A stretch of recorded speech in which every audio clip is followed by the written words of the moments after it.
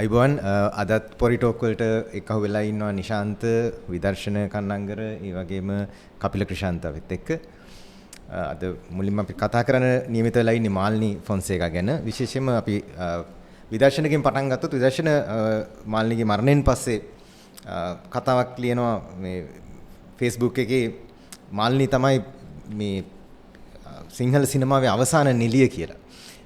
ඇයි ඒ ඔයා එහෙම කිව්වේ මොකක්ද ඒකට හේතුව? ඔව් මම හිතන්නේ ඒක සංකේතාත්මකව තමයි ඒක මේ මම ලිව්වේ. ඒ කියන්නේ දැන් ඊට පස්සේ ඉතින් නිලියෝ ලංකාවෙන් මේ නිලියෝ කියලා හඳුන්වන විශාල පිරිසක් ඉන්නවනේ. ඒක මම දැන් මාල්නිට සමකාලීනවත් ඉන්නවා. දැන් ස්වර්ණව උනත් මතක් වෙනවා අපිට ඊට පස්සේ සවිතා මම කියන්නේ ඊට පස්සේ ආපු ධාරාව ගත්තොත් එහෙම ගීතා කුමාරසිංහලා වසන්ත චතුරානිලා එහෙම ගොඩක් ඉන්නවා. ඒ පැත්තෙන් අනිත් පැත්තට කල්නුත් ඉන්නවා. ෆ්ලොරිඩා ජයලත්ලා රුක්මනී දේවිලා අනිත් විජිත මල්ලිකා ඕම විශාල පිරිසක් ඉන්නවනේ.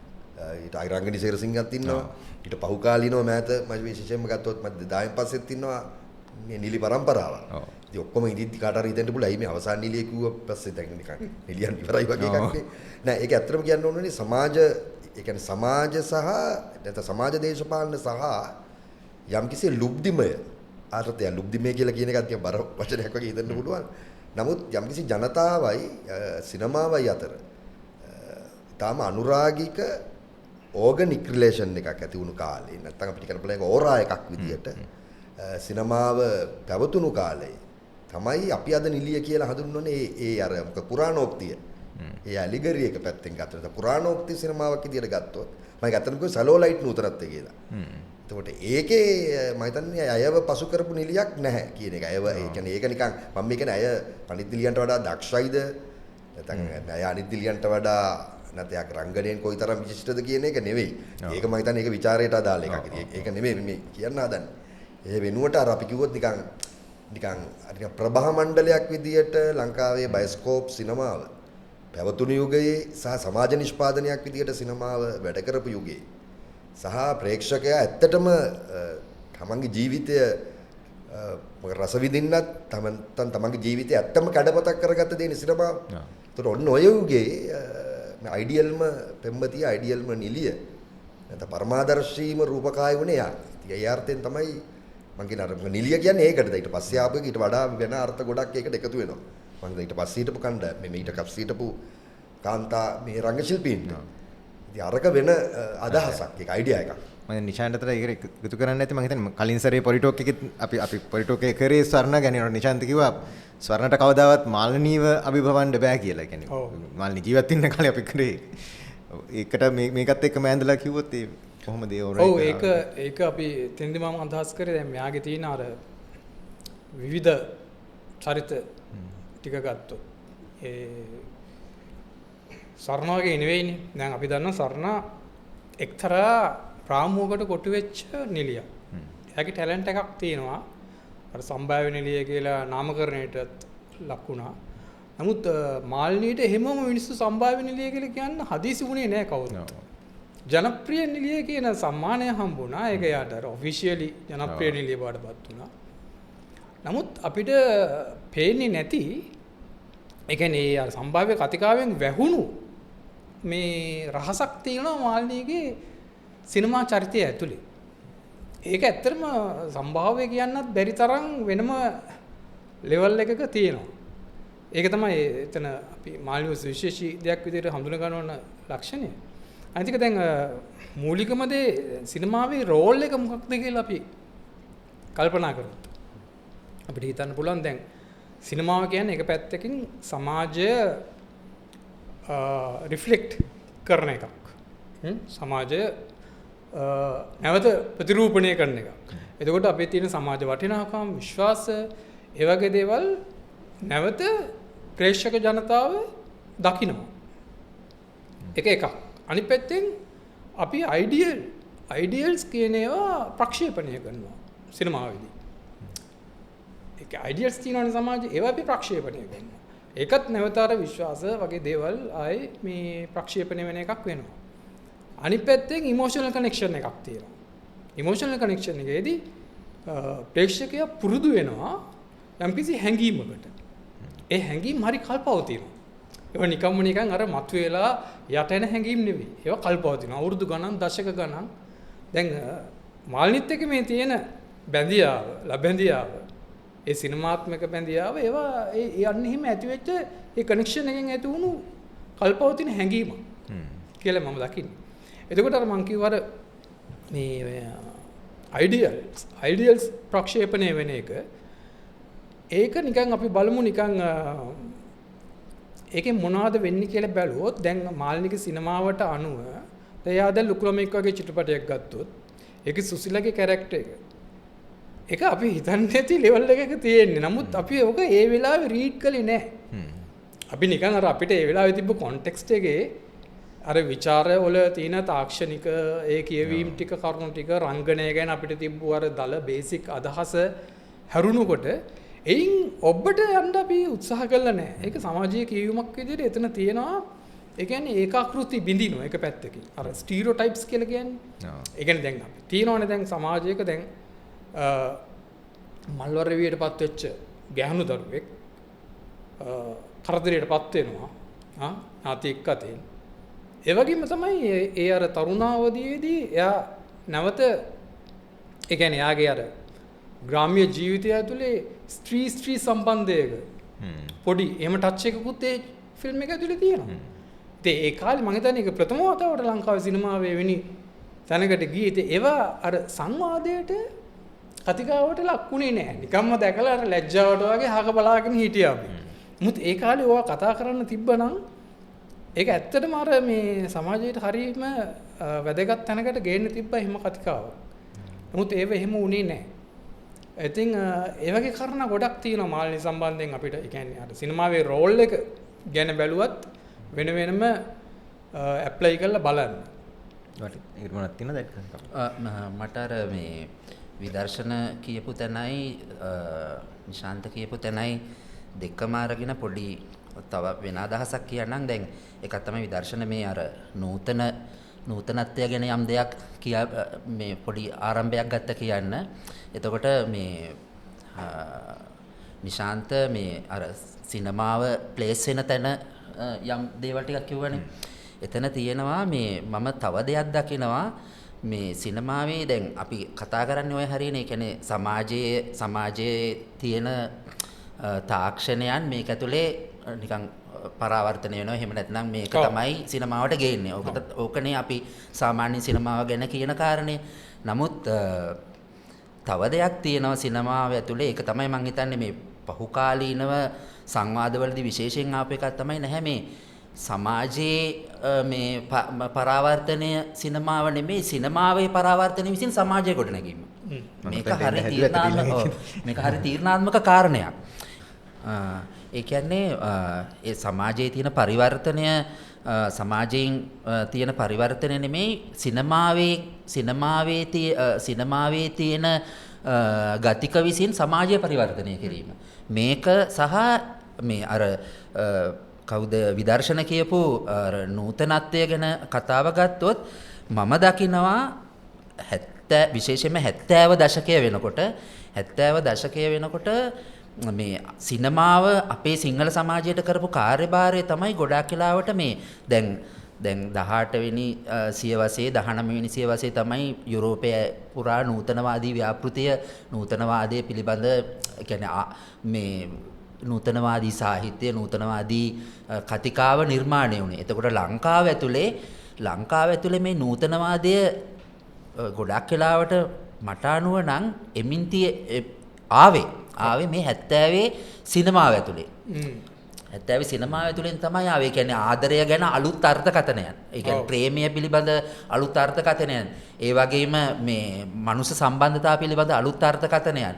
එතකොට මේ වගේ අර අපේ තිබිච්ච අර පැරණි සමාජ සම්බන්ධතා මනුෂ්‍ය සම්බන්ධතා වෙනුවට අර නූතනවාදී විසින් අර යුරෝපීය ලෝකේ පුරා ගොඩනැගෙමින් තිබිච්ච සංවාදයන් රූප හරහා ඒ වගේම මේ අර ඒ සිනමාව හරහා අපිට ආවා. සහ ඒකෙන් වෙච්ච දේ තමයි මේ ඒ කියන්නේ මේ මං කියන්නේ සිනමාව තිබ්බේ අර සමාජයට වඩා ඉස්සරහින්.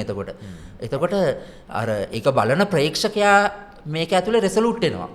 ඒ කියන්නේ අර මේ පරිකල්පන නැවත ලිවිහිමකට ලක් වෙනවා. එතකොට ඒක ඇතුලේ මේ අර ඒ කියන්නේ අපි ප්‍රේම කරන්න ඉගෙන ගන්නවා මේ ප්‍රේම කරන්න ඉගෙන ගන්නවටත් වඩා ඒකට කරන අවශ්‍ය කරන මානසික සැකැස්ම මේක මේ ගොඩ නැගෙනවා මේක ඇතුලේ.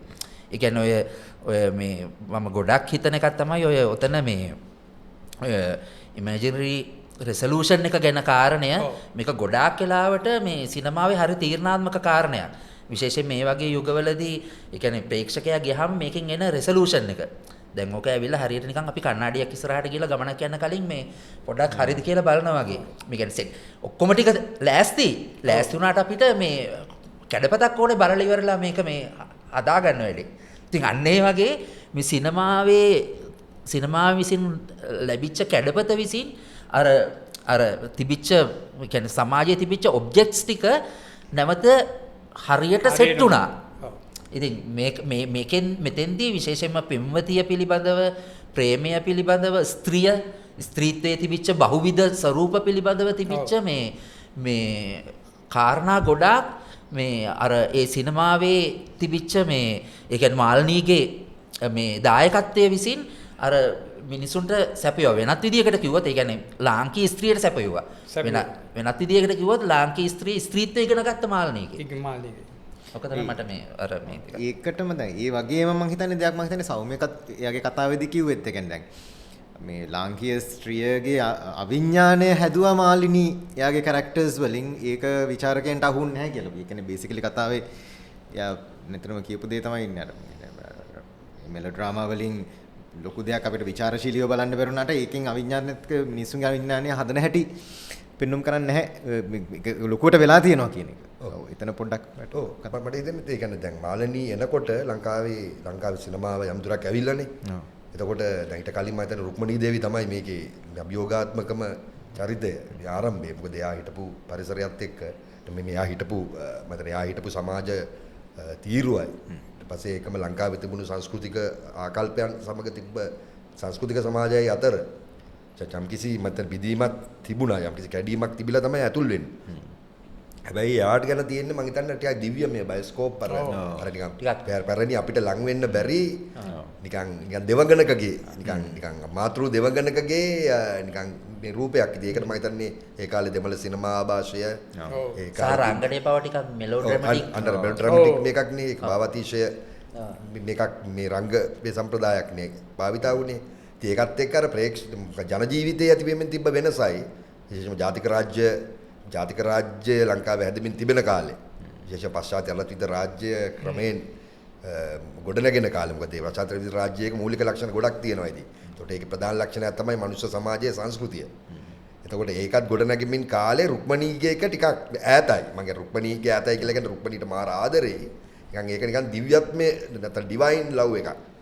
කියන්නේ මනුස්ස නෙමෙයි ටිකක් වගේ එකක්. ඒකට ඒ අරුණාම මේ කාලෙම අනික දැන් මාල්නී එනකොට තිබුණා. ඉතින් මම හිතන්නේ ප්‍රධාන ධාරාවේ ටික ජනකාන්ත සිනමාවේ ගත්තොත් දැන් මම ජීවරාණි කුරුකුරු සූරිය වගේ කෙනෙක් හිටියා. ඊට පස්සේ සන්ධ්‍යා කුමාරි හිටියා. ඊට පස්සේ විජිත මල්ලිකා වගේ කෙනෙක් හිටියා. ඒකම අනිත් පැත්තෙන් ටිකක් ඊටත් එහාට ගිහිල්ලා නිකන් අපි ගත්තොත් රීටා රත්නායකලා, ෆ්ලොරිඩා ජයරත්ලා, මේ ක්ලැරිස් ද සිල්වලා, අනුලා. ඔව් ඊට පස්සේ ආයේෂා වීරකෝණි කියලා ඊ පෙරේදා මැරුණා. මේ ඊ පෙරේදා මම යාගෙන කතා බහක් වුණේ නැහැ ඉතින්. ඉතින් ඒ වගේ මම හිතන්නේ ඒකම මම හිතන්නේ කාන්ති ලංකා. ඒතකොට ඒ වගේ නිලි පරම්පරාවක් මේ කාලේ තිබුණා. සහ ඉරාංගනි සෙරසිංහ. මාල්නී එනකොට ටිකක් මේ අර අපි කියන ටිකක් තාත්වික සහ ස්වභාවික රංගනය අභ්‍යාස කරපු රංගන වේදිකයක් විදිහට එයා හිටියා. නමුත් අර මාල්නී තමයි මේකේ මම හිතන්නේ කපිලත් කිව්වා වගේ මාල්නී තමයි අර සමාජයේ වර්ධනය වෙමින් එන මොහොතේ ඒ සමාජයේ එක්තරා අභිලාෂයක් නැත්නම් සමාජයට අවශ්‍ය කරලා තිබුණු එක්තරා ආයෝජනයකට හරියටම මාල්නී සෙට් වුණා. රයිට්. ඒ කියන්නේ මාල්නීව අවශ්‍ය වුණා කියලා මම හිතන්නේ ඒක නිකන් හරියට අර ඉස්සෙල්ලා කිව්වා වගේ ආදරය ගැන කියන්නේ ආදරය කියන එකත් යම් කතිකාමය නිර්මාණයක් අපිට අර ආදරය අතීතයෙන් නම් තිබ්බ නෙවෙයි. පුහුණුවක් නේ. කියන්නේ අපි පුරුදු වෙන්න ඕනේ ආදරය කරන්න. සංස්කෘතික දෙයක්. ඒතකොට රොමැන්ටික් ආදරයත් අර මොකද එක්තරා යුගයක තමයි යුරෝපයේ නිර්මාණය වුණේ. ඒක අර සාහිත්‍යයත් එක්ක තමයි මොකක් නිර්මාණය වුණේ මේ 18 වෙනි 17 වෙනි සියවස්වල. ඒකට තමයි රොමැන්ටික් සාහිත්‍යය කියලා කියන්නේ. ඒකට ඒ වගේ යම් රාජ්‍යයක් හැදෙනකොට ඒ කාලෙම තමයි ජාතික රාජ්‍ය යුරෝපේ ඇති වෙන්නේ. එතකොට ජාතික රාජ්‍ය මෙහෙන් ඇති වෙනකොට රොමැන්ටික් ආදරය පිළිබඳ කතිකාවක් ජාතික රාජ්‍යයට ඕනේ. මොකද ඒකෙන් තමයි පවුල සම්බන්ධ වෙන්නේ. න්‍යෂ්ටික පවුල ගොඩ නැගෙන. න්‍යෂ්ටික පවුල ගොඩ නැගෙන්නේ ආදරයත් එක්ක සම්බන්ධයි. න්‍යෂ්ටික පවුල රාජ්‍යයට සම්බන්ධයි. ඔහොම ජාලයක් නෙති. ඒතකොට ලංකාවෙත් ඒක තමයි 1940න් පස්සේ 50 60 වෙනකොට මේ සිදුවෙමින් ආවේ. එතකොට ඒකට අවශ්‍ය වුණා ආදරය පිළිබඳ නැත්නම් ලිංගිකත්වය පිළිබඳ අනුරාගය පිළිබඳ ශෘංගාරය පිළිබඳ යම්කිසි සමාජ ප්‍රවර්ගයක්. මේක සමාජයට උකහා ගන්න ඒකට අවශ්‍ය වුණා යම්කිසි ප්‍රභේදයක්. ඉතින් මම හිතනවා හරියටම මාල්නී සෙට් උනේ එතට කියලා. ඒ කියන්නේ මාල්නීගේ ෆිගර් එක, මාල්නීගේ වොයිස් එක. එතකොට මම හිතනවා මාල්නීගේ තිබි ඉංගිතයන්, අංගපුලාවන්, මාල්නීගේ චලනය, නිදහස්කම, ඊට පස්සේ යාගේ හැසිරීම, සවිශේෂ වොයිස් එක මේ ඔක්කොම එකතු වුණාම මම හිතන්නේ මේ මාලනීව හරියටම මේ සමාජ දේශපාලන අවශ්‍යතාවයක් ඇතුලේ යම් ප්ලේස් වුණා කියලා. ඕ දැන් අර කපිල කිව්වා වගේම ඒ කියන්නේ ඇවරේජ්නස් කියලා තියෙනවනේ සංකල්පයක්. ඒ කියන්නේ අපිට දැන් සියල්ලෙන් සාමාන්‍යම තත්ත්වය කුමක්ද කියලා බලනවා. ඒ වගේම තමයි සමාජයකත් ඇවරේජ් තියෙනවා. ඇවරේජ් මිනිස්සෙක් ඉන්නවනේ කවුරු හරි එක්කෙනෙක්. ඒ ඇවරේජ් මිනිස්සයා චිත්‍රපටි බලනවා. මෙයා ප්‍රේක්ෂකයා වෙන්න පුළුවන්. එයාගේ පෙන්වතිය තමයි අයිඩියල් පෙන්වතිය තමයි මාළනී. එයා තෝරගන්නේ කොහොමද ප්‍රේම කරන්නේ? කොහොමද ලිංගිකත්වය හඳුනාගන්නේ? කොහොමද ගැහණිය හඳුනාගන්නේ? ගැහණියත් එක්ක මම කොහොමද කතා බහ කරන්නේ? ගැහණියව මම කොහොමද වර්ණනා කරන්නේ? අගය කරන්නේ? ඒව ඔක්කොම මෙයා ඉගෙන ගන්නේ මාළනීගෙන්. අර ඇවරේජ් මිනිස්සයා ලංකාවේ සමාජයේ ඇවරේජ් මිනිස්සයා හැදෙන්නේ මාළනී නිසා. එතකොට මේ මිනිස්සයාගේ පෙන්වත් අර්ධය ගොඩනැගෙන්නේ ඒකේ ප්‍රතිපක්ෂය වෙච්ච මාළනීගේ අර සිනමාත්මකයේ හින්දා. ඉතින් ඒකයි අර ප්‍රක්ෂේපණය වෙනවා කියලා වා කිව්ව කතාව හරිය අර කැඩපතින් බලනවා කියන්නේ ඒක තමයි. අර මාළනී නිසා ගොඩනගපු පෙම් පුරාණයක්ම තියෙනවා ලංකාවේ. කොටින්ම ඒ මුළු පරම්පරාවම එයාගේ පෙම්වත් අනිකා වෙන්නේ ස්ත්‍රී අනිකා වෙන්නේ විරුද්ධ ලිංගික ආభాෂය වෙන්නේ මාළනී ෆොන්සේකා. දැන් අර විදර්ශන කලින් කිව්වා වගේ රුක්මනී දේවියගේ ඉඳලා මාළනීට එනකොට ඒක ලොකු ગેප් එකක්. ඒ ગેප් එක පාලමක් නම් ඒක තරණය කරන්න ප්‍රේක්ෂකයාට ඒ පහසුව ඒ කොන්ෆිඩන්ස් එක දුන්නේ මාළනී ෆොන්සේකා. රුක්මනී කියන්නේ ඔව් මොකද රුක්මනී වෙන තැනක ස්පේස් වෙලා හිටියේ ඒක නිකන් හැකි කෙනා තමයි රුක්මනී. අපිට බෑ වගේ එහෙම එකක් තියෙනවා පොඩි ගෞරවයක් බයක්. මාළනී කියන්නේ එහෙම නෙවෙයි අපිට මාළනී තමන්ගේම නිකන් අර පන්ති ලක්ෂණ රීඩ් කරන්න පහසුයි. අර මං කියන ඇවරේජ් පුද්ගලයාගේ පෙන්වතිය වෙන්න ඊටාම සුදුසුකම තියෙන කෙනා තමයි මාළනී ෆොන්සේකා. ඉතින් ඒකත් බලපානවා මාළනී හොඳටම මෙතන අර සීල් එකක් වගේ එස්ටැබ්ලිෂ් වෙන්න අපේ සංස්කෘතික මං හිතන්නේ ඒ මිනිස්සුන්ගේ විඥානය වෙනස් කිරීම කියන එක ඒ ගලා යෑම අර කනා කිව්වා වගේ මාළනීගෙන් පස්සේ නැවතුණා කියන එක ලංකද. ඒකත් හින්දි සිනමාව ගත්තොත් හින්දි සිනමාවේ මාබ්ලයි කාලෙම තිබ්බනේ ඔය ශර්මිලා ටාගෝර් ඔය හේමා මාලිනී ඔය සෙට් එක ඒ වගේමනේ මාළනීගේ සාමාන්‍ය පෙනුම අඳින හැටි ඒ දවස්වල මුල් දවස්වල එහෙම. අපේ හින්දි සිනමාව දැන් ඊට වඩා පොඩ්ඩක් ඇඩ්වාන්ස් කියන්නත් පුළුවන් මාළනී මොකද මාළනී ගවුම් ඇඳගත් කොට ගවුම් ඇඳගෙන නැහැ. අරගොල්ලෝ මුළු ෆිල්ම් එක පුළම ගොඩක් කලර් සාරියෙන් හිටියේ. දැන් හින්දි සිනමාව එහෙම ටික ටික ඒ කාලෙම හිටිය ඔය ට්‍රේකා වගේ කට්ටිය අර සෙක්සි නිලියෝ විදිහට පොඩ්ඩක් සයිඩ් ලයින් එකේ හිටියේ. එයා කට්ටිය වැඩි අර මේන් එකට ගන්නෙ නැහැ. හැබැයි අද වෙද්දි හින්දි සිනමාවේ අර සෙක්සි කියන එක තමයි ෆුල් ඇවිල්ලා තියෙන එක. ඒ විඤ්ඤාණය ටික ටික වෙනස් වෙලා. දැන් අද බිකිනියක් ඇඳගෙන ප්‍රධාන එක්කන නටනවා. ලංකාවේ තාම ඉන්නේ එහෙම කරොත් අර හෝල් එකට ගල් ගහන ගානට මිනිස්සු තමයි ඉන්නේ. අර මාළනීගෙන් අපර විඤ්ඤාණයක් ටික ටික වෙනස් වෙච්ච එක මම හිතන්නේ අර කනා කිව්වා වගේ මාළනීගෙන් පස්සේ නැවතුණා. අවසාන නිලිය ගලාගෙන ගිහිල්ලා නැහැ. සාමාන්‍යයෙන් මේ අර මොකද්ද මම දැක්ක මේ කපිල ලියපු එකක් මම දැක්කා මේ මට ඉතාම වැදගත් ඒක. يعني 90න් පස්සේ දැන් ලංකාවේ 70 වෙනි මේ ජනකාන්ත මහජන සිනමාව තියෙන්නේ. ඒකෙදි මම දැක්කා කොහේ ලියලා තිබුණු එකක් මේ වගේ 80 දී මේක මර්ධනය වෙනවා 80 මර්ධනයේ දශකය කියලා. මර්ධනයේ දශකයේ වෙනවා. එතනින් පස්සේ 90න් පස්සේ ඒක සම්පූර්ණ මිස් වෙනවා. මිස් වුණාට පස්සේ ලංකාවේ සිනමාවේ එක්තරා අර්බුදයක් තමයි මේ ප්‍රේක්ෂකයා නැති වෙලා යනවා. ඔව් ඒකට සිනමාව විතරක් නෙමෙයි වෙනත් සාතකත් බලපානවා තමයි. නමුත් අර සිනමාව පැත්තෙන් එහෙම ඔව් ඒ කියන්නේ තවදුරටත් අර ප්‍රේක්ෂකයාව එකමඩේට් කරන මේ සිනමාව ගිලිහිලා ගිහිල්ලා. ඔව් ඒක නැති. ඒ ප්‍රශ්නේ ඒ කියන්නේ මම ඒක කිව්වේ කියන්නේ දැන් ඒ කියන්නේ අපි මේකෙන් කියන්නේ මේ ලංකාවේ ඊට පස්සේ චිත්‍රපටි හැදුන්නේ නැහැ හරි ගුණාත්මක චිත්‍රපටි හැදුන්නේ නැහැ හරි කියන එක නෙමෙයි. ඒ කියන්නේ පොදු ජනයා අර ප්‍රවාහයක් විදියට නැත්නම් අර අපි කියන්නේ මේ නිකන් සාමූහික යාගයක් විදියටනේ චිත්‍රපටි බලන්න ගියේ. දැන් මට හම්බෙලා තියෙනවා මේ ගොඩාක් ඔය ඊට පස්සේ ඔය ෆිල්ම් මේ මාල්නීගෙම මේ වලට ගියාම මේ සිනමා වල පෙන්නන්න ගියාම අර පරණ චරිතෙනවනේ. ඒ කියන්නේ දැන් ආවස ඔය ආදරේ එහෙම මේ අර 10යි 30ත් බලලා 2යි 30ත් බලලා 6යි 30ත් බලලා අර ඒ චරිත ඒ කියන්නේ ඇවිල්ලා අර මොකද්දෝ එකක් මොකද්දෝ මේ මොකද්දෝ අර මේ යාගයක් මේව කරනවා කියන විශාල ප්‍රවාහයක් විදියට මේක මේ නිකන් අර මේ සාමූහික මේ මොකද්දෝ කලෙක්ටිව්නෙස් එකක්. එතකොට අර මේ අභිචාරයක් මෙන්න මේක එනකොට එක තැනක දැන් අර මේ මොකද්ද ඔය මාල්නීගේ මේ ඔය ගැහැණු ගති ගැන කියන්න ගත්ත එකේ මට පොඩි කෑල්ලක් දෙන්න කියන්න මේක මම පොඩ්ඩක් හිතමින් ඉන්න හරියක් ඔය මේ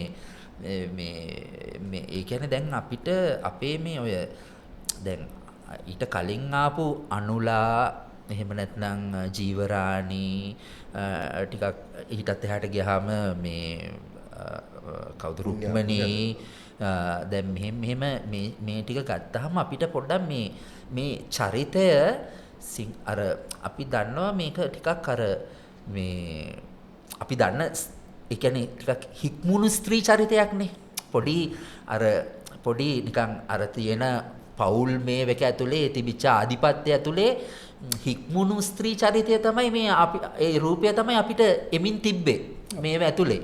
නමුත් මේ මාල්නීගේකේදී මාල්නී අර ස්ත්‍රීත්වය ප්‍රකාශ වෙන අතරම මාල්නීගේ තිබ්බ අර තිබිච්ච අර පැරණි මේ අර තිබිච්ච අධිපති දේවල් වලට යම්කිසි නිදහස් වෙච්ච ගතියක් තිබ්බ ඒ චරිතය කියන්නේ යාගේ නිරූපණේ. ඒක දැන් හොඳට මේ වෙන එකක් තමයි මේ ඔය මම නිතරම කියන එකක් මේ විශේෂයෙන්ම ඔය වැල්ල ආශ්‍රිතව කරපු මේ නිර්මාණ තියෙන්නේ.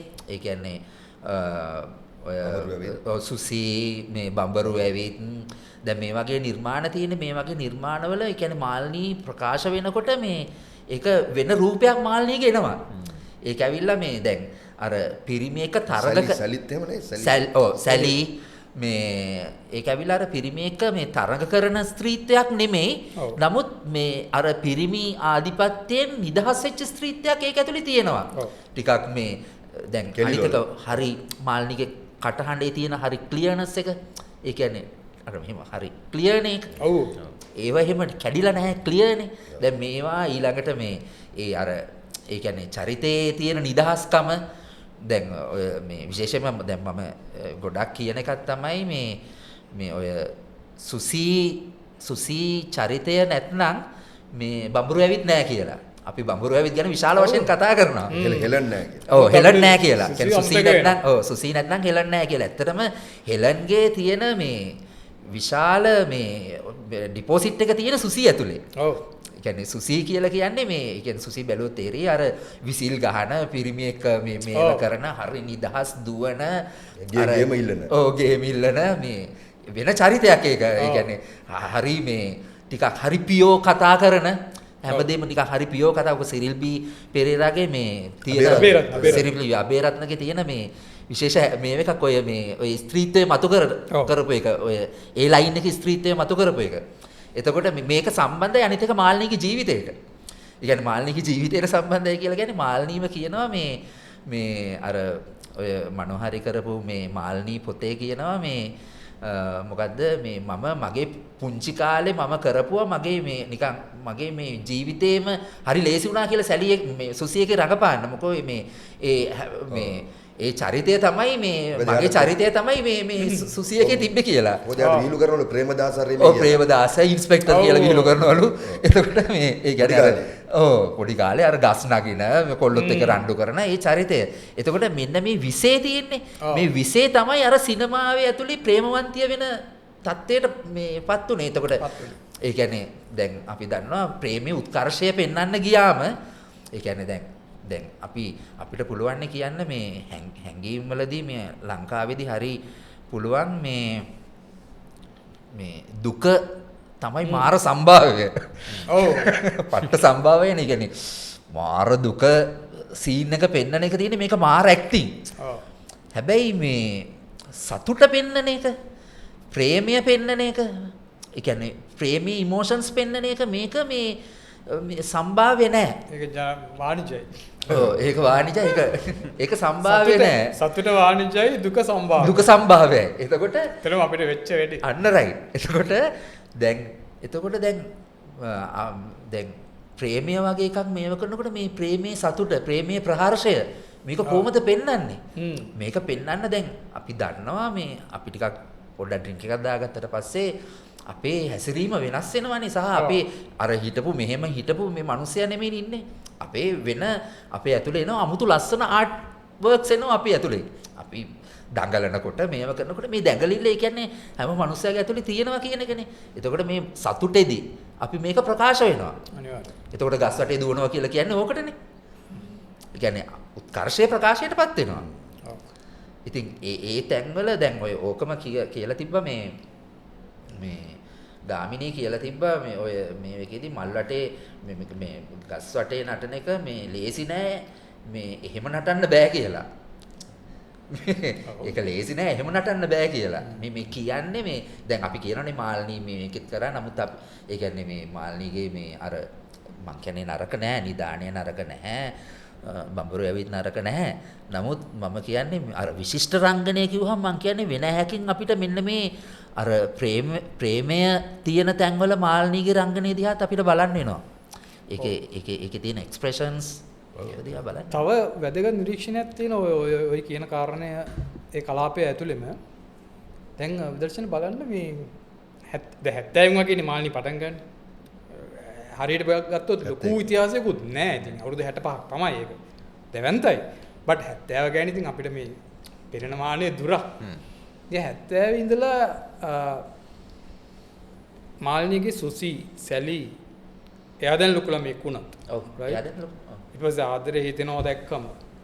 ඒ වගේ කැරක්ටර්ස් වල මොනවද තිබ්බේ? චරිත ඒ සමාජ කතාවල මොනවද තිබ්බේ? ක්ලබ් එක සතුට විනෝදය සුරාව නුරාව ඒ නිදහස්කාමීත්වය ඒව තමයි ඒක ඇතුළෙම සමාජ ප්‍රකාශන විදිහට තියෙන්නේ වටිනාකම් විදිහට සමාජ අභිලාෂ විදිහට මිනිස්සු එකතු වෙන්නේ ඒව බලන්න මේ 70 පස්සේ කාලය ඊට පස්සේ 77 මේ UMP ඒකේ සමගි පෙරමුණ ආණ්ඩුවෙන් පස්සේ සම්පූර්ණ වෙනස් වෙනවා මේක ඒ කියන්නේ අර කලින් ෂූට් කරපුවා පස්සේ තිරගත වෙච්ච එක වෙන කාරණයක් 77න් පස්සේ. ඉතින් ඒ ට්‍රෙන්ඩ් එක 78 විතර වෙනකන් තිබුණා. 80න් පස්සේ ඒ කියන්නේ අර UMP ආණ්ඩුවෙන් පස්සේ අපි දකින්නේ අපි අර කලින් කිව්වා වගේ ඒකෙම ප්‍රතිපක්ෂ පැත්ත. ස්වදේශිකත්වය අර පොඩ්ඩක් සම්ප්‍රදායික නැඹුරුව එහෙම උරුවක් තියෙන සමාජ කතා ඒක හරි හිතා ගන්න අමාරු දැන් සාමාන්‍ය අපි හිතන්නේ මේ 77න් පස්සේ අරක එන්න ඕනේ කියලා. ඔව් ඒක තමයි මං කිව්වේ මේක. ඒ කියන්නේ හරි අයිරොනික්ලි මේක බලන්න දැන් සමගි පෙරමුණ ආණ්ඩුව අපි කියන්නේ සංවෘත ආර්ථිකයක් තිබුණු නිදහස නොදුන්නු සම්ප්‍රදායික ආපස්සට ගමන් කරන එහෙම ආර්ථිකයක ඉන්නේ අපේ ආණ්ඩුව. නමුත් සිනමා ප්‍රකාශනය ඒකට ප්‍රතිපක්ෂයි. එතකොට UMP එකෙන් පස්සේ ආපු ආණ්ඩුවට අපි කියන්නේ විවෘතයි ආර්ථිකය නිදහස් සංස්කෘතියට මාර නිදහසක් හම්බුණා. නමුත් සිනමාව ඒකට ප්‍රතිපක්ෂයකට. දැන් ඒකම පොඩි කාරණා මට මේ සම්පූර්ණ එකයි ඒකටම. ඔව්. දැන් ඒකට මට හිතන කාරණේ තමයි 77 ඔය විවෘත 78 පස්සේ විවෘතාර්ථිකරණය කියලා වෙන්නේ උනේ. ඔව්. ඇත්තටම සංස්කෘතික නිදහසක් දීම නෙමෙයි. ඔව්. වෙළඳපොළ භාණ්ඩ මිලදී ගැනීමේ නිදහස පුළුල් කිරීම. ඒතකොට ඒකෙන් සංස්කෘතියක් මේ සංස්කෘතිය පෝෂණය වෙන එකක් නෙවෙයි. එතකොට මේ ඔය ඒ කියන්නේ 77 විවෘතාර්ථිකය කියන්නේ ආර්ථික විවෘත වුණා කියන එක තියෙන්නේ. ඇත්තටම ඒකේ තියෙන සංස්කෘතික තලය තියෙන්නේ. සංස්කෘතික තලය විවෘත වුණේ මේ සිනමාව, චිත්‍රකතා මේව ඇතුලේ සංස්කෘතික තලයේදී මෙන්න මේ මනසාවේ 70 මුල. අනිවාර්යයෙන්. ඇත්තම මුල. ඒ කියන්නේ ඇත්තම මුල. සරත් මදුගේ මේ චිත්‍ර කතාවල එහෙම නැත්නම් කවුද අපේ මේ ආගේ මේ චිත්‍ර කතාවල ඊළඟට මේ සිනමාවේ ක්ලබ් තිබ්බා ඔයා කිව්වා වගේ මම ඒක පොඩි කරේ මම මේකට ඉවර කරලා ඉන්නවා මම කියන්න හැදුවේ ඒක ඔයා කියන එකට සම්බන්ධයි ඒක.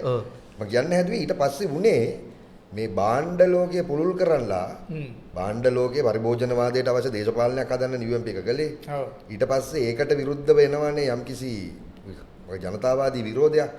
වෘත්තීය සමිති සහ ලංකාවේ ජාතිකවාදී වාමාංශික කණ්ඩායම් එක්ක. එතකොට එතන ඇතිවන ප්‍රතිවිරෝධය ජාතිකවාදී සංස්කෘතියකට යනවා ටිකක්. හරි ඊට පස්සේ යන ධර්මිෂ්ඨ සමාජයේ කතාව ඒ ඔක්කොම එන්න ගන්නවා. එතකොට සංස්කෘතිය පිළිබඳ ප්‍රශ්නේ ඇත්තටම එන්නේ ඔය 80 77 78 වා කියන වගේ ආර්ථිකයේ ඊනියා ආර්ථික විවෘතකරණයෙන් පස්සේ ඒකට දාපු ප්‍රතිචාරයේ තියෙන සංස්කෘතික නේද බුද්ධිමතුන් නැත සංස්කෘතික ව්‍යාපාර ජනතා මිත්‍ර පෙරමුණ ඇතුළු ව්‍යාපාර ඒවා ඔක්කොම ඊට පස්සේ සංස්කෘතිය පිළිබඳ ආරක්ෂණවාදී යම් කිසි විදිහේ සංස්කෘතික ජාතිකවාදී කතිකාවකට යනවා. ඒක තමයි මම හිතන්නේ 70 තිබුණ රවා කිව්ව අර 70 මුල තිබුණු යම් කිසි නිදහස්වාදී නැත්නම් සතුට මූලික කරගත්ත විනෝදය මූලික කරගත්ත යම් කිසි බොහිමියානු ලක්ෂණ සහිත අනේ සංස්කෘතිය 80 තුල ඇත්තටම මර්ධනය වුණේ ඔන්න ඔය මේ අන්‍යෝන්‍ය ප්‍රතික්‍රියාව නිසා. ඒක දිගටම ගලාගෙන යන්නෙත් නෑ. ඒ වා කිව්ව කාරණේ හරි ඒ සාධක ටික තමයි. අර කියන්නේ රම්බෝලා කියලා අපි දෝ දැන්. අපි අර කියන්නේ රම්බෝ මේ හුවක්කු කරගත්ත වීඩියෝ මේ මොකක්ද වීඩියෝ මේවා ඉන්නේ උන්. ඒක අපිට සම්බන්ධ නෑ. ඒ කියන්නේ මොකක්ද වියට්නාමේ මිනිමරණ එයා තමයි 80 මුල එන්නේ. අනිවාර්යයෙන්ම. එතකොට ඒක තමයි ඒ කියන්නේ මම UMP එකේ විවෘතාර්ථකයෙන් අදපු සංස්කෘතික ප්‍රතිරූප ඒවා. ඔව්. දැන් හැබැයි ඇත්තටම ගලෝ දැන් මම UMP කාලේ උනත් ඒක තිබුණා දැන් මට මතකයි පළඟු මැණිකේ වගේ එකක 83 4 වෙනකොට මේ සංස්කෘතික මේ අතරම විවාදයේ තියෙනවා. උදාහරණයක් පට්පට් සම්තින් කියන්නේ ඕකට කියන්නේ අරාජික අරාරනිකයි. තාම නරක සංස්කෘතියනේ.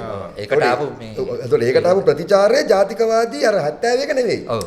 ඒ කියන්නේ 71 පට්පට්ගේකට වඩා දියුණුයිනේ. පට්පට්ගේක දියුණු නෑ කොහොමද? මං කියන්නේ ඊට වඩා 70 තිබුණු එක පට්පට් ආපු එකට වඩා මානුෂීයයි. වඩා නිදහස්වාදී. ඉතින් අර පට්පට්ගේ සංස්කෘතියට උත්තර දෙන්න ගිහිල්ලා ඊට පස්සේ මම හිතන්නේ මේ ජාතිකවාදී කතිකාව අන්තිම සංස්කෘතික සිගරට් ඇට්ටයක්වත් දාන්න බැරි ගන්නට ආවනේ. ඒකත් ඉවත් තනක. අනිත් එක 78 කියන්නේ දැන් ඔව් ඒක මම අර නිකන් ඔයා කිව්වේ. ඔව් නෑ ඔයා කියන එක සමස්ත අර්ථයක් විදිහට හරි ඒවා ආර්ථික සමාජ සංස්කෘතික සාධකත් එක්ක හරි නිවැරදි.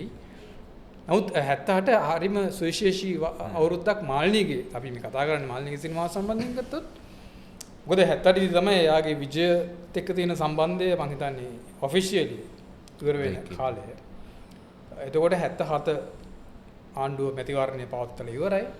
78 දිනේ ව්‍යවස්ථාව වෙනස සිද්ධ වෙලා ජයවර්ධන ජනාධිපති වෙන්නේ. සහ 77 මම හිතන්නේ අගෝස්තු වල දෙමළ කෝල්හාලයක් වෙනවා. ඒ දෙමළ කෝල්හාල ඇතුළේ තමයි සිරිපියගේ මට මතක හිටියට සැලීද මන් දන්නේ නැහැ සැලී හරි සැලී 78 සැලී හරි කෝල්හාල කියන්නේ දෙමළ අයට එරෙහිව කෝල්හාලයක් වෙනවා. දෙමළ අයට එරෙහිව කෝල්හාල. that's right. වැරදිුණා. දෙමළ කෝල්හාල නෙවෙයි. සැලී සුසි සජා ඒ සයන් නෙම් නේ හැදුවේ සිරිල් ෆිල්ම්ස් ටික දිගටම ඔක්කොම සයන් ෆිල්ම්ස් ටික. මම හිතන්නේ සජාද කොහෙද ඒකත් ඒ වගේ අර හරි අමුතු ෆිල්ම් එකක්. ඒ විනෝදය ඒ වගේ දේවල් තියෙන ෆිල්ම් එකක්. ඒ ෆිල්ම් එක මචං මේ වැඩිහිටියන්ට පොඩ්ඩක් පමණයි වගේ ෆිල්ම් එකක්. මේ හරියට තිරගත කරන්න වෙන්නේ නැහැ. මේ කෝලහල ප්‍රශ්න හින්දා. දවල් වරුවේ විතරයි ෆිල්ම් එක පෙන්වන්නේ. රෑ ෂෝස් ඔක්කොම ඇන්ද්‍රි නීතියත් එක්ක නැති කරනවා. ඒ කියන්නේ නිකන් අර මේ දේශපාලන බලපෑම අපි හිතනට වඩා තීරණාත්මකයි. හරිද? දැන් අර අපි හිතන විදිහට ওই සිනමාවේ විනෝදය අවහිර වෙන්නේ ඔය මේ විදර්ශන කිව්ව කතාවම නෙවෙයි. මේක හරි ඍජුවම සිනමාවට. ඊට පස්සේ බලන්න. ඊට පස්සේ 83 වෙනකොට ආයේ මේ සිංහල දෙමළ ජාතිවාදී ප්‍රශ්නය මතුවෙනවා. එතනින් සිනමාව ආයේ නොකවුට්ම වෙලා ගියානේ. ඒ කියන්නේ මාලිනී චරිතයට අපි ආය යමු. අපේ ප්‍රධාන මාතෘකාව මාලිනී 78 ඊළඟට යාට විජයගේ සම්බන්ධය අවහිර වෙනවා. ඊට පස්සේ එයා මං හිතන්නේ යම්කිසි හිතුවක්කාර තීරණයකට යනවා තමන්ගේ පෞද්ගලික ජීවිතය සහ සිනමා ජීවිතය සම්බන්ධයෙන්. සහ එයාගේ පොඩි අයිකොනික් මෝප් ඉෆෙක්ට් එකක් කියලා අපිට කියන්න පුළුවන්. නිකන් එයාගේ බොඩි එක චේන්ජ් වෙනවා. 78න් පස්සේ. ඒ කියන්නේ අපි 70න් පෙර දැකපු මාලිනී අර පෙටිට් මාලිනී නෙවෙයි පස්සේ දකින්නේ කර්වි මාලිනී කෙනෙක්. ඔව්. ඊට පස්සේ ආරාධනා ඒකේ ඉතුරු වෙන වෙන කෙනෙක්. එතකොට එතන මව් ගුණයකුත් අලුතෙන් ඇඩ් වෙනවා. අර පෙම්වතියට කාසිය අනිත් පැත්ත වගේ මව් ගුණය එනවා 70ට. සල්ලි වලින් දෙන්න ඇති කියලා මම හිතුවේ. වාට පිස්සු දාන්නපා. කිරි කපන සල්ලි වලින් හාමිනේගේ නාබේරුව මතක නැද්ද?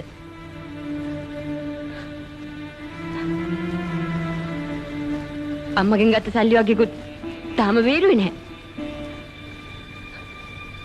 කොල්ලගේ ඇඳුම් ඇරහැලි වෙලා. ඔයාට ඒව ගාණක්වත් නැහැ.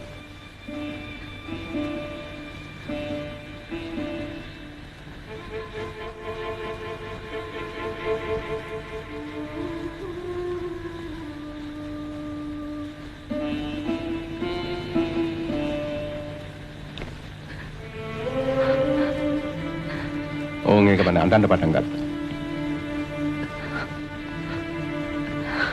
ඕක අඬන්න දෙයක් නෑ. මං කොහොම හරි ණය ටික බේර දාන්නම්කෝ.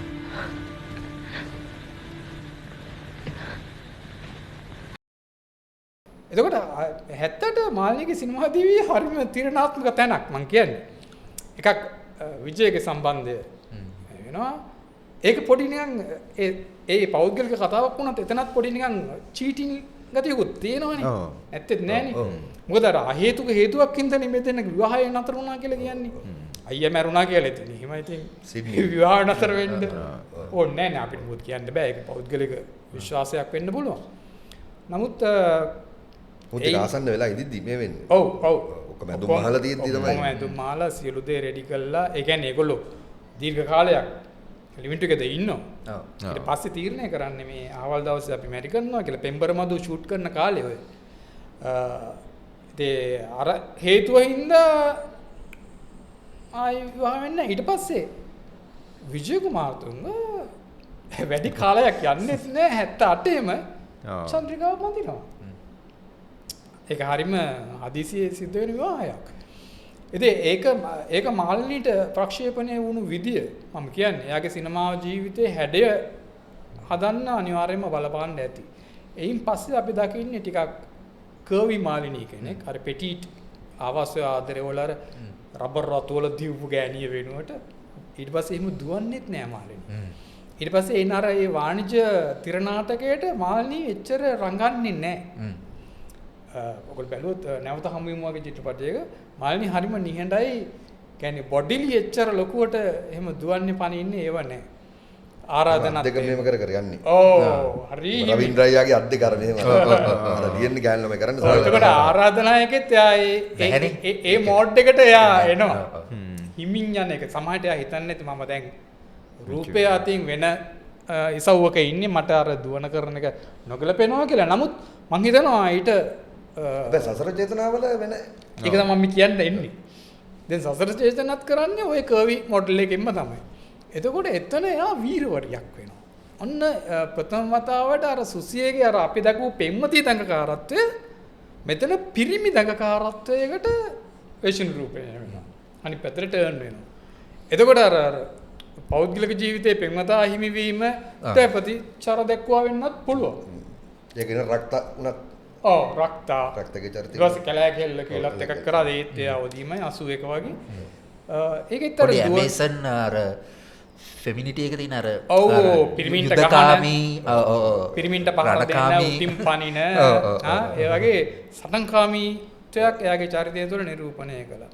සහ එයා ඊටාම මේ මං හිතන්නේ අර අපි මොනවද කියන්නේ නිදහස්කාමී ස්ත්‍රී ජීවිතය සිංගල් තනියෙන් ගෙවන ස්ත්‍රී ජීවිතයේ යම්කිසි හොඳ තැනකට ආවා වගේ එකක් ඒ 80 මුල කාලේ තිබ්බා. මේ ඊට පස්සේ ඒක එහෙමම අර මව්වත් සිනමා සඳකඩ පහන සඳ මඩල ආරාධනා ඒ වගේ දේවල් වලින් ඊට පස්සේ මම හිතන්නේ මාලිනීගේ හොඳට නිරීක්ෂණය කළොත් චිත්‍රපටි නැහැ ඇත්තටම නෑ. ඔව් ඊට පස්සේ මම අද උදේ ටිකක් මේ සාකච්ඡාවට ඉන්න බැලුවා චිත්‍රපටි ලිස්ට් එක. මාලිනීගේ ෆිල්ම්ස් ඊට පස්සේ නැහැ. ඊට පස්සේ මාලිනී හැබැයි මෙහෙම එකක් තියෙනවා දැන් 80 මම හිතන්නේ 86 වෙනකම්. 86 වෙනකම් වැඩේ තියෙන්නේ මේ මාලිනී තමයි අර මේ දක්ෂතම නිලිය සහ ජනප්‍රිය නිලිය වෙන්නේ. අරක තාම එනවනේ ගලාගෙන යනවා. 86 වෙනකන් එනවනේ. 86 වෙනකන් එනවා. නමුත් ඇත්තටම මේ මමත් ඔය ඔක චෙක් කරා. එතකොට මේ කොහොමද මේ ඒක එන්න නම් මෙයාගේ තියෙන්න ඕනේ ෆිල්ම්ස් මොනවද කියලා හොයාගන්න නෑ එහෙම. අර සමුගැනීමේ මාස ඇමියෙන්. ඉන්දුට මල් මිට. ඒ ටික පොඩ්ඩක් අර මැදමාවතේ සිනමාවේ යම් ටිකක් තිබ්බා. ඒ ටික දඬු මොණරේ. අර දඬු මොණර කියන්නේ සම්ප්‍රදායික අර ආර්ථික අහේනියත් එක්ක ඉන්න ගෘහණියනේ. ඒ වගේ චරිත. ඒ අපි දකපු මාළනී පෙන්වති මාළනී නෙවෙයිනේ.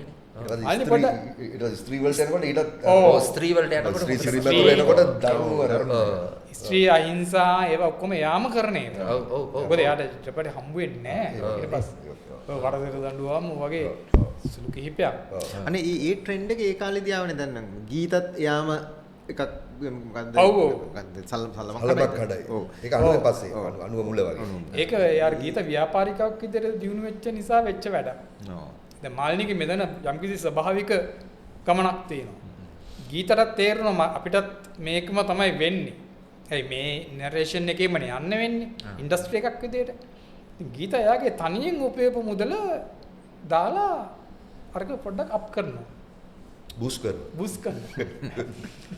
ඒක ඊට පස්සේ නිලියන්ට නිකන් පුරුද්දකට වගේ ගියා. පුරුද්දකට ඒක ට්‍රෙන්ඩ් එකක් වෙනවා. ඒක තමයි. ඔව් මාළින්ත් මම හිතන්නේ ස්ත්‍රී කරන්නේ යම් කිසි මට්ටමක එහෙම තැනක ඉඳලා. අපි අපේ එක කරගන්න ඕන නැත්නම් අපිට මේ හොඳම මොකද ඒගොල්ලන්ට මේ අර ඇරියස් එක තියෙනවා. හොඳම නළුවා හොඳම නිලිය අපි මෙච්චර කල් හිටියා දශක ගාණක් අපිට ඒක කරගන්න බැරි වුණා.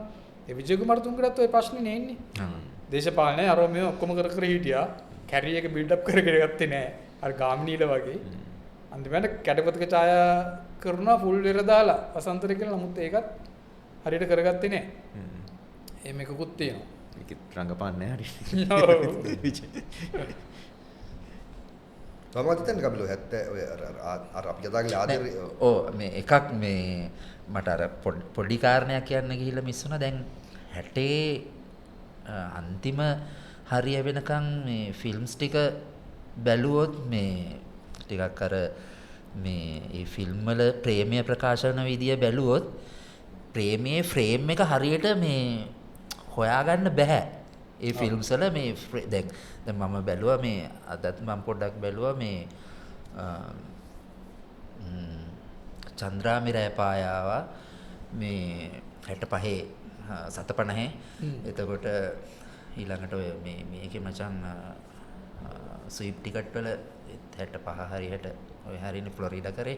ඒකේ මචං මේ මොකද්ද මේ ලෝකේ සියලු නෑ මේ ඩුවට් එක අර මෙයා බලාගෙන ඉන්නේ මේ ජෝ බලාගෙන ඉන්නේ අර දෙන්න නගරෙන් ආපු දෙන්න මේව කරන එක මේ ඔලුවට එන්නේ මේ එතකොට ඒ චිත්‍රපට ඒ මේවල මේ ඒ චිත්‍රපටි ගත්තාම හරියට අර ප්‍රේමයේ ෆ්‍රේම් එක හරියට දාගන්න බෑ. ඒ කියන්නේ ප්‍රේමතාව මේ ෆ්‍රේම් කරගන්න බෑ හරියට. ආවා ප්‍රේමතා යන්නේ. ඔව් ආවා ප්‍රේමතාව. ඒ කියන්නේ ප්‍රේම එකේ මචං මේ අර මේ ප්‍රේමය ප්‍රකාශ කරන පෙම්වතුන්ගේ ඒ ෆ්‍රේම් එක දාගන්න බෑ. ඒක නිසා ගොඩක් වෙලාවට ජිමික් දානවා. ඒ කියන්නේ මෙහෙන් කැමරා ට්‍රික්ස් දානවා මෙහෙම කෑලි කඩලා දානවා ෂැඩෝස් දානවා මෙහෙන් ගේනවා ඔහොම තියෙන්නේ. නමුත් එකපාරට නිකන් බූස්ට් වෙනවා වගේ ඩිංගාලා 70 වෙනකොට මේ අපිට පේනවා මාර ප්‍රේමයක්. ඔව් පිස්සු හැදෙන ප්‍රේමයක් පේනවා නිකන්. බලන්න අවුරුදු 5ක 6ක වෙනසක්නේ. නිකන් දැන් ගත්තොත් නිකන් 2020යි 2025යි වගේ නේ ඔය කියන්නේ අපි. දැන් අපි හිතුවොත් 2020 යථාර්ථයයි 2025 යථාර්ථය ගත්තාම අපිට ඒමටම ලොකු වෙනසක් කියාගන්න බෑනේ. නමුත් සිනමාවේ ගත්තොත් ඒ කාලේ සිනමාවේ ගත්තොත් මේ දෙකේ තියෙන වෙනස නිකන් එකක් ඇවිල්ලා මේ අර හොයාගන්න බැරි මොකද්ද එකක් වගේ එන්න අංජබජල් එකක් වගේ මේ පැත්තට එනකොට හරි පර්ෆෙක්ට් කපල්ස් එනවා පර්ෆෙක්ට් සීන්ස් එනවා පර්ෆෙක්ට් මේ සිනමැටික් මේ ඇක්ෂන්ස් එනවා. ඉතින් මං කියන්නේ මෙන්න මේ තැනට මෙහෙම පත් වෙනකොට ඒ කියන්නේ මාල්නී විතරක් නෙමෙයි කාලේ ඒ කියන්නේ එකතු වෙච්ච හැමෝගෙම ඒකේ විශේෂම කාරණය මාල්නී වගේ අර මේ සිනමා රූපයක් පෙම්මතියගේ සිනමා රූපයක් මෙහෙම මේ වුණාම ඉතුරු ඒවා ටංගාල එකට මේ සෙට් වෙන එක ගිහිල්ලා හරියටම මේ ගත්තොත් ඕකේ අර මේ මාල්නීගේ රූපයයි ජෝතිගේ කටහඬයි මෙන්න මේ දෙක ඇතුලෙන් ආපු ප්‍රේම සිනමාවක් තමයි අපිට තියෙන්නේ. අනිවාර්යයෙන්. ඒ කියන්නේ ජෝතිගේ කටහඬ මෙහෙන් එනවා. ඔව්. මේ මාල්නීගේ රූපෙ මෙහෙන් එනවා. මාල්නී එතකොට ඇන්ජලින් ඔව් එතකොට මේ මාල්නීගේ රූපෙට අර මේ මොනවාද ඇන්ජලින් තමයි හඬ දෙන්නේ. හැබැයි ජෝති ගයන්නේ මාල්නීට. ඔව්. ජෝති ගයන්නේ මාල්නීට. සහ එතන ඉන්නේ ගාමිණී මාල් ඔව්.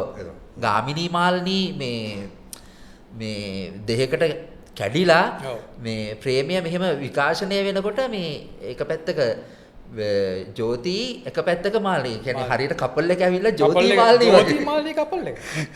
ඒක කොහොමත් වුණා. ඒකයි අර ඒක ලස්සන.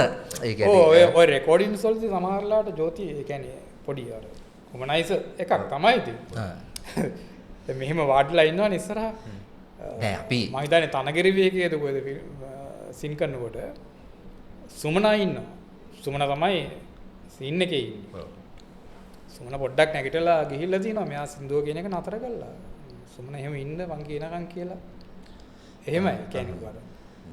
ඒකෙන් තමයි ජෝති කියන්නේ යාට පෙන්වතියක් ඕනේ අවිඥානික. ඒක ජෝතිගේ කටහඬේ තියෙන ජෝතිගේ අර කේමදාසත් කියන්නේ අර අලුතෙන් එන අයට කියනවා කොච්චර ප්‍රැක්ටිස් කරලා කරත් අර ඉමෝෂන් එක ගන්න බෑ කියන්නේ. ඔව්. මුගේ මොනවා නැතත් ඉමෝෂන් එක තියෙනවා. ඉමෝෂන් එක තියෙනවා. ඒක එන්නේ අර ඒ ස්ත්‍රීත්වය එතන පිහිටුවාම මාල්නී ගිහිල්ලා ඔව්. සිනමාව ඇතුලේ මේ අර ඉතුරුව ඩිංගාලා ඕගනයිස් වෙනවා ඒකට. ඒ වෙන්නේ ඔය ඒකනේ ඔය ඔක්කොම එකතු වෙලානේ අන්තිමට ප්‍රේක්ෂකයාට මේ ප්‍රොඩක්ට් එක එන්නේ. ඒකයි මේ පිස්සු මෙච්චර ගාලා වදින්නේ මිනිසුන්ට ගිහිල්ලා. පස්සේද ඒ මුකුත් නෑ. තනිකර 3-4 දෙනෙක් මත තිබ්බ සිනමාවක්. ඔව්. ඔව්. ඒ කියන්නේ සිනමා ප්‍රතිරූප විදියට ගත්තා. ඔව්. නමුත් එතන ඉන්නවා. ඒ කියන්නේ විශාල මේ ගබඩාවක් තියෙනවා. ඔව්. මං කියන්නේ ධර්මසිරි ගම කියලා පවා මං කියන්නේ ලියුපය මේ සහ මේ ප්‍රේම කීර්තිලා. ඔව්.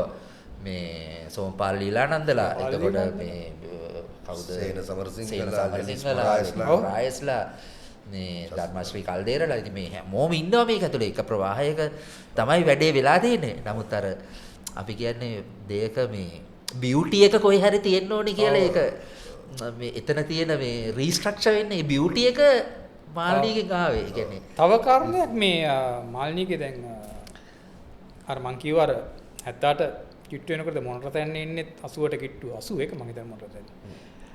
මොණරතැන්න එනකොට යා අර හඳහා වුන් හඳේ සින්දුව ඒක මව් එකක්නේ.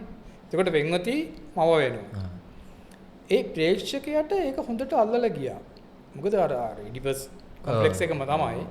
මිනිස්සුන්ට යාගේ යාව පෙම්බතිය විදියට දැක්ක කාන්තාවෝ ඊට පස්සේ කසාද බැඳලා ඊට පස්සේ කාලානුරූපව ඒක මව්වරු වෙලා. මව්වරුත් වෙලා අනිත් පැත්තෙන් මොණරතැන්නේ පෙන්වතිය මුල් ටික දෙවෙනි භාග වෙනකොට මව් ගුණේ පෙන්නනවා. යාර ළමා නිවාසයට ගිහිල්ලා ළමයි හදන එකත් එක්ක අපි පෙන්වතියකින් මව දකින්නවා. දැන් මුල් හෙවණේ කුඹුක් හෙවණේ සින්දුව.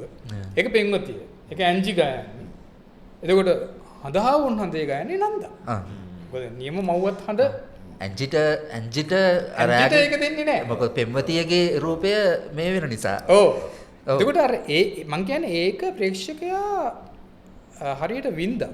සහ ප්‍රේක්ෂකයා ඒක හඳුනාගත්තා. ඒ කියන්නේ ප්‍රේක්ෂකයාගේ පෙන්වතිය වෙච්ච මාලනීව ආයි මම විදිහටත් ප්‍රේක්ෂකයා දකිනවා. එතකොට අර ඉඩිපස් කොම්ප්ලෙක්ස් එකේ කියන පිරිමි දරුවා කුඩා කාලේ අම්මට ඇති වෙන ආශක්ත බව වැඩි වියේදී පෙන්වතා හොයනකොට පෙන්වතිය හොයනකොට ඒක බලපානවා කියනවනේ. ඒ විදිහටම සිනමාවෙත් මාල්නිය තුල පෙන්වතියයි අම්මෝයි දෙකම දැකපු එක. ඒක මාල්නිය මෙච්චර සාර්ථක වෙන්න බලපෑවා කියලා මම හිතනවා. දැන් ගොඩාක් වෙලාවට මචං මේ ඔය 80 ඔයා කියපු ඔය 78න් එහාට වගේ තිබිච්ච ඔය මාල්නීගේ කැරක්ටර් එක හරියනේ ඔය හරිය. නමුත් දැන් සුසි එකේ ගත්තාමත් ඔය ඕක තියෙනවා. සුසි අන්තිමට අර බැඳලා බබා හම්බෙනවා. බබා ලොකු වෙනවා. ඔය ටික වෙනවනේ. ඒතර අර මව්වත් එක එනවා. නමුත් හරි පරිස්සමෙන් මං හිතන්නේ හැබැයි පෙන්වතිය ගැලවෙන්නේ නැහැ. ගැලවෙන්නේ නැහැ. එතකොට මේ ගොඩාක් වෙලාවට මාල්නී ගොඩාක් ආරක්ෂා කරා සහ ඒ කියන්නේ අර අධ්‍යක්ෂක ගොල්ලොත් ඒකටම මේව කරා මේ අර ඒ පෙම්වතියේ කැරක්ටර් එක දිගට තියන්න මෙහෙම. ඒක මාරු කරන්න මේ උන්නේ නැහැ. නමුත් ඔතන මේ හැම ෆිල්ම් එකේම මාරු වෙච්ච චරිතයකට හිටියේ ශ්‍රියානි.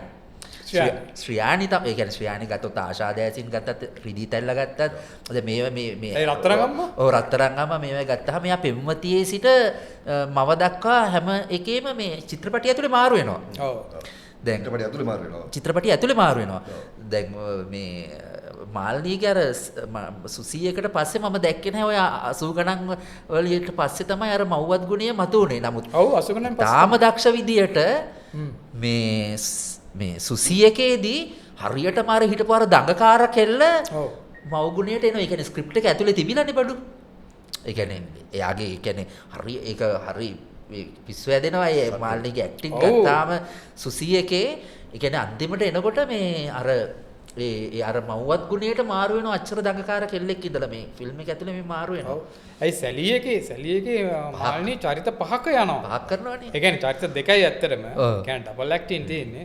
දේනියටයි මවටයි ඉන්නේ. නමුත් එයාගේ මවගේ චරිතය සැලියගේ චරිතය සැලි නෙවෙයි මිරාය. මිරායගේ චරිතය සැලි කියන්නේ දුවනේ. මිරායගේ චරිතය දුප්පත් තරුණියක්. ඊට පස්සේ ගෘහණියක්. ඩාන්ස කෙනෙක් මේකාරියකුත් වෙනව නේද? ඔව් මේකාරියක් ඩාන්ස කෙනෙක් ඊට පස්සේ යා නැති වෙලා MC එකක් නෙවෙයි නේද? ඒ වගේ චරිත පහක් යනවා. විශාල මට මතකනේ මේක එක්ටම්ගේ වල මාලාගේ චරිතය ටිකක් මාල්නීගේ නිකන් බිහිසුණු චරිතයක්. අම්මෝ අනිවාර්යෙන්. ඒකනේ වෙනම චරිතයක්. වෙනම චරිතයක්. ඔව්. එක්ටම්ගේ කියන්නේ ඔය මේක වෙනම එකක්. ඔව් ඔව්. ඒ කොහොමත් මේ ඒ හර්බර්ට්ගේ ෆුල් එක තියෙනවා ඒක ඇතුලේ. නෑ ඔය අපි දැන් අපි දැන් බරදාලා කතා කරපු ජනප්‍රිය ප්‍රවාහයෙන් එපිට තියෙනවා අර හම්බුකාරක වගේ නිදානය. එක්ටම්ගේ ඒ කීපයක් තියෙනවා. ඔව් දැන් සැනකෙලිය කරපු හර්බර්ට්නේ එක්ටම්ගේ කරන්නේ. එතකොට අර කියන මේ එකම නෙමෙයි. ඒක නෙමෙයි. ඔව් පොඩක් අර මේ මගේ හිතේ තියෙනවා ෆිනෑන්ස් කරලා ලොරි කපලක් ගන්න. මම දන්නෙත් මේ රස්සාවනේ. ඉතින් මේ උලවම කළා එපා මම පණ රක ගන්න. අප්පදම මට මුග අමතකම වුණානේ. මිල්ටෝ මට කාට කොපියක් ඕනිය? ආනේ මිල්ට නෑ මට වීදුරු අමතක වුණා. මොන වීදුරුවක්ද? පිස්සුද? වීදුරු? මොන වීදුරුද? දැල්ල වීදුරුද?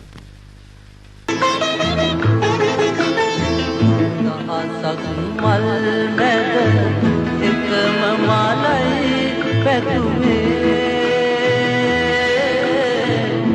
මල කිමද සරදම් කර සැඟවගේ දැනේ තවම මට මලේ ස්වර පොද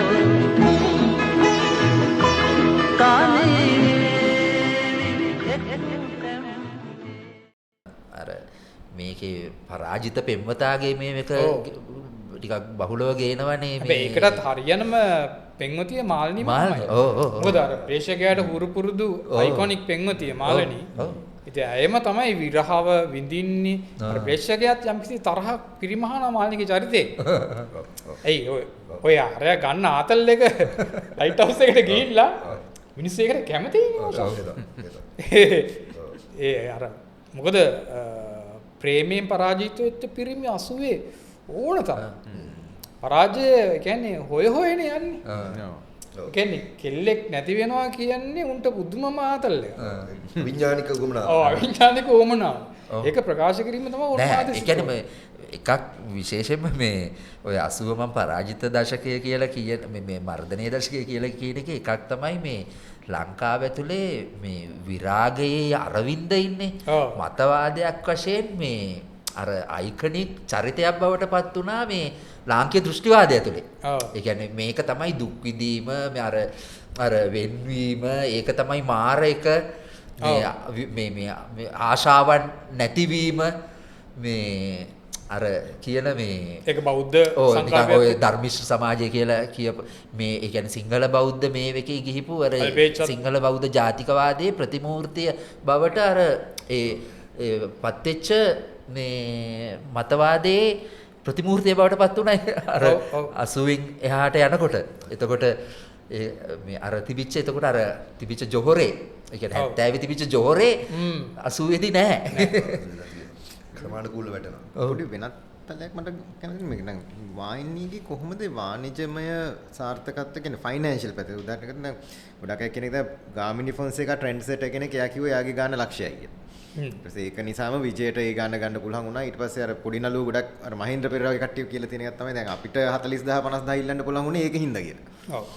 ඒතර මාල්නී කොහොමද එයාගේ ෆයිනෑන්ෂල් පැත්ත කියන්නේ එහෙම සාර්ථකත්වයක් ඒ වුණාට එහෙම පෙනුන්නේ නැහැ නේද? එහෙම ලොකුට. ඔව් කියන අර මේ එකේ නම් කියලා තියෙනවා මේ අර මනෝහරි හේවාසම් ලියපු මාල්නී පොතේ තියෙන සමහරක් ඒ කියන්නේ මාල්නී කියපු දේවල් වගේක් කියලා මේ ගොඩක් වෙලාවට අර කියන්නේ මේ බෑන්ක් account එකක් අනම්මනම් එහෙම මොනවාක්වත් එහෙම නැහැ නිකන් ගෙදර සල්ලි මේව කරන සමහරක් වෙලාවට මේ අධ්‍යක්ෂකවරු පොරොන්දු වෙනවා අර එහෙම මේ සල්ලි ගැන මේ ලොකු කන්සර්න් එකක් නැහැ සහ ඩිමාන්ඩ් එකක් තිබිලා නැහැ. ඒ කියන්නේ යා ඩිමාන්ඩ් කළා නැහැ.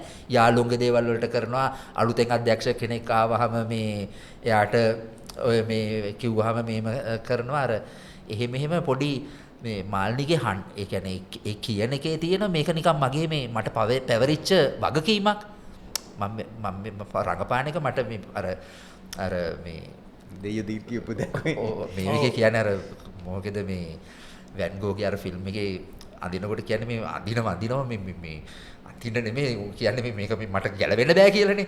අර ඒ වගේ මේ ඇක්ටිං එක මේ මාල්නිගේ නිරූපණය මාල්නිට හොඳට තේරෙනවා. ඒ කියන දේවල් වලින් මේක මේ මට මේ මගේ පිට පැවරිච්ච වගකීමක්.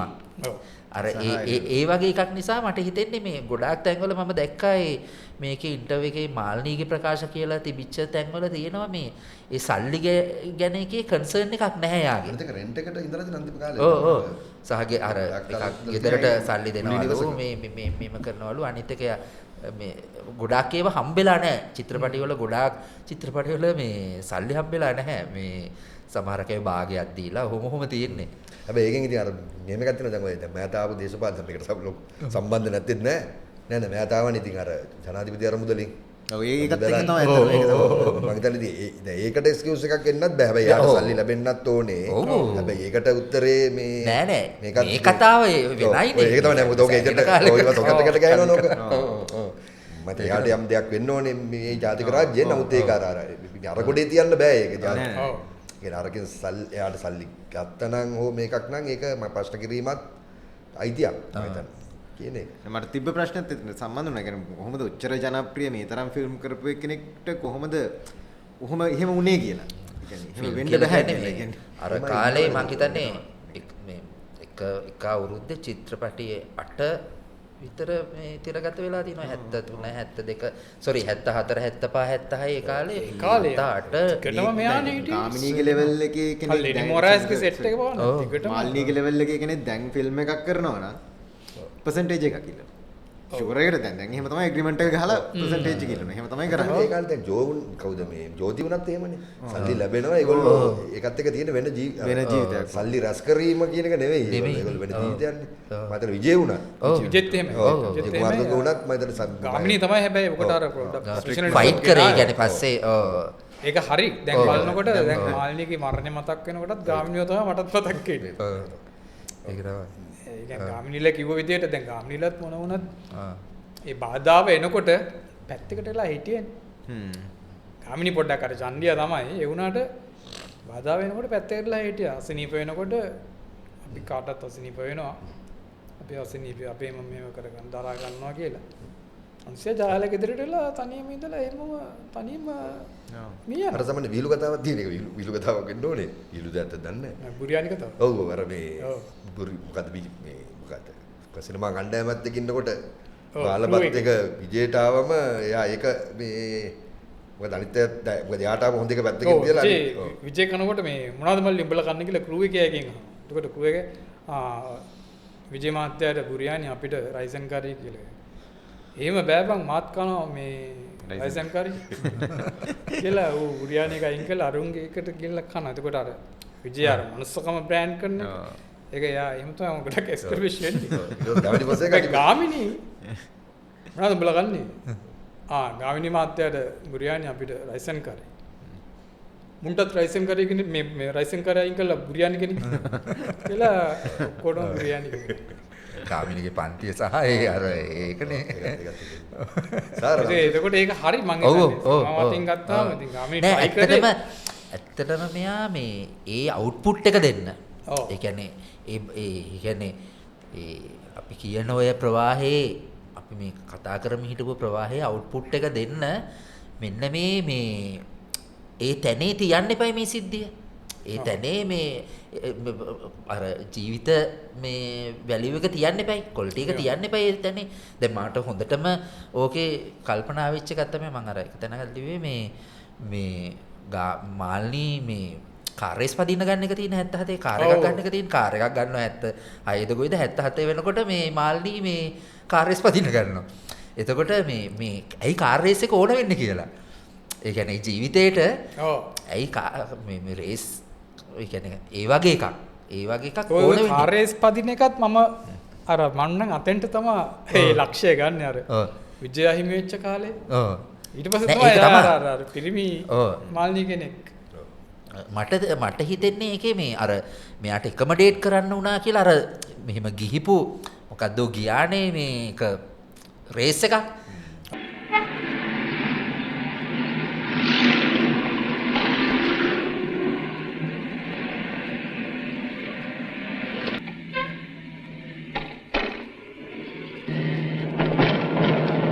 අපිට ට්‍රාන්ස්ෆර් නෑ නේද?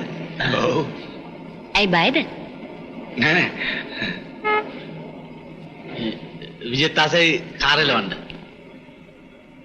ඇත්තට?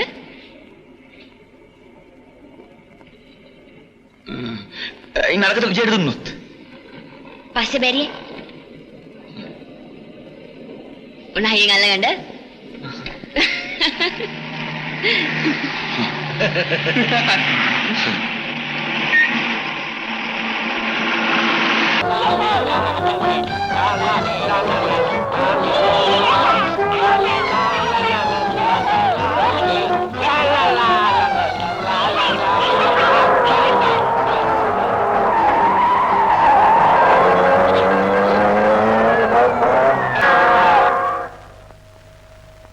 Thank you. තරහද? නෑ යාළුයි.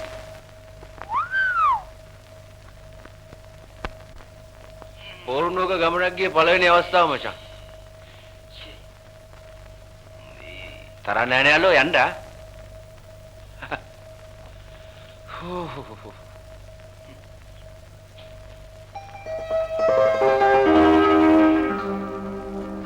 කවුද මචංගේ?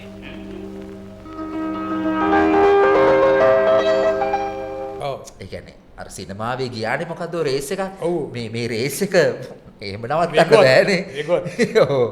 ඒ වේගවත්කමේ එහෙම නවත්තන්න බෑනේ. කස්තුරි සුවඳේ අර මිනිමයින එක පදිනවා දියමන්තියගේ අස්සය පිටේ යනවා. මේ පෝනිය පිටේ. නේ දියමන්තියගේ කායක. කායක. ඒකත් කස්තුරි සුවඳ ගැන මතක් කරපු නිසා ওই මාල්නීගේ මේකේ තව කැලලක් කියන්න. දැන් කස්තුරි සුවඳගේ මේ සින්දු දෙකක් තියෙනවානේ. එකක් පාට පොදක් අනිත් එක ඇවිල්ලා හදවි මන්දෝරින්. එතකොට දැන් මේ දෙකේ වෙනස පොඩ්ඩක් බැලුවොත් එක කියන්නේ පාට පොදක් එකේ තියෙන්නේ මේ තනිකරම අර කුළු නැටුම් ජන නැටුම් මේ ටික තියෙන්නේ. අරකේ තියෙන්නේ නිකන් අර මොඩර්න් මේ නිකන් අර සමනල්ලු දෙන්නෙක් වගේ නේ නිකන් එහෙම සමනල්ලු දෙන්නෙක් පියාඹනවා වගේ නේ මචං ඒකේ තියෙන්නේ මේවනේ තියෙන්නේ. අරකේ තියෙන්නේ අර තාලෙට කරන මේ එතකොට මේ ලංකාවේ සිනමාවේදී මෙන්න මේක මේ හරියටම මේකින් අරගෙන අරක පෙන්නන එක තමයි ගොඩක් වෙලාවට කියන්නේ. සමරසිංහ චිත්‍රපටිවල ඒක තියෙනවානේ. ඔව් ඒක තමයි. එක තැනක ලංකාවේ තියෙන අර ජන මේවක සහ ගැමි මේවක අරගෙන අරකත් ගන්නවා. මොකද එහෙමනේ මිනිසුන්ට සම්බන්ධ වෙන්නේ මේ අපේ කැලලකුත් තියෙනවා. අපේ සිහිනකුත් තියෙනවා. සිමක සුවඳ සිතක සිහින සතපන්නේ මල් නුවරේ පෙම් සුවඳේ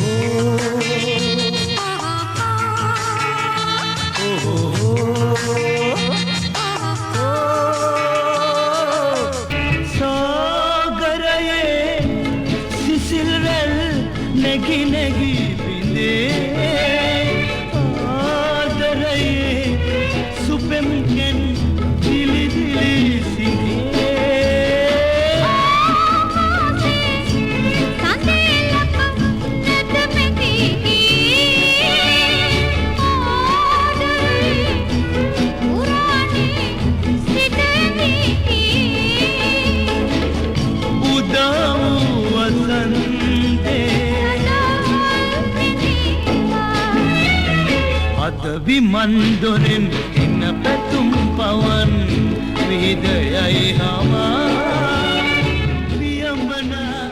අපිට පොඩ්ඩක් අදාරිච්ච එකක් අපිට අදාරිච්ච අපිට කතා කරන්න වෙනම කළා හැබැයි යාට අර මාල්නි ආවේ ඔය ධර්මදාස් ජයවීරගේ යකල්වැස්සනේ. එතකොට දැන් මම හිතන්නේ ඒ කාලේ තිබුණේ සුමනාලෝක බණ්ඩාර, සයිමන් නවගත්තේ ගම ස්කන්වාරත්න වගේ ටිකක් බොහිමියන්, සාන්දෘෂ්ටික අදහස් දරන සාහිත්‍යකාමී. ඔව් සාහිත්‍යකාමී වෙනම කල්ට් වගේ මේ ආభాෂයකුත් මාල්නිට තිබුණා ඒ කාලේ. හංගෙන අර මං කියන්නේ ජනප්‍රිය ධාරාවේ ජනකාන්ත සිනමාවෙන් ලැබිච්ච ඒකතු කරපු දේ අරුණාම මං කියන්නේ අරතලේ නිකන් ශ්‍රී ලංකාවේ ගත්තොත් ඒ අර 60 දශකයේ ආපු රැඩිකල් සාහිත්‍යික සමාජ පරිවර්තන අනිත් පැත්තේ වාමවාදී මම කියන්නේ වාමවාදී දෙපැත්තකින් ආව එකක් මම හිතන්නේ එල්මරාස්ලගේ සිනමාවෙත් ඒ වාම මම හිතලා මේක සලකුණු කරන්න ඕනේ කියන පති රාජ්‍යක විතරක් නෙවෙයි. හැබැයි අර බුද්ධිමය වාමාංශික ධාරාවක මේකකුත් මම හිතන්නේ සහ කැලණිය කියන්නේ සරු පොළොවක්.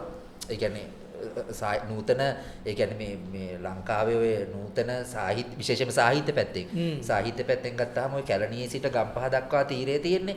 මේ තීරය ඇවිල්ලා මේ සරු පොළොවක් මේ නූතන සාහිත්‍ය පැත්තෙන් ගත්තාම විශේෂයෙන්ම මේ මම හිතන්නේ කේ ජයතිලක ඊළඟට රදාවාණි මේ අපේ සේකර ඊළඟට මේ රැපියල් මේ වගේ ගොඩාක් කට්ටිය මෙන්න මේ ලයින් එකේ ඉඳලා තියෙනවා. එතකොට මේ ඒ ලයින් එකේ විශාල අපිට කියන්න පුළුවන් ඕනනම් අර උපසංස්කෘතික කලාපයක් කියලා. එතකොට මේවා මේක වැඩ කරලා තියෙනවා මාල්නීගේ මේ ඒක භූමි විපර්යාසය. ඔව්.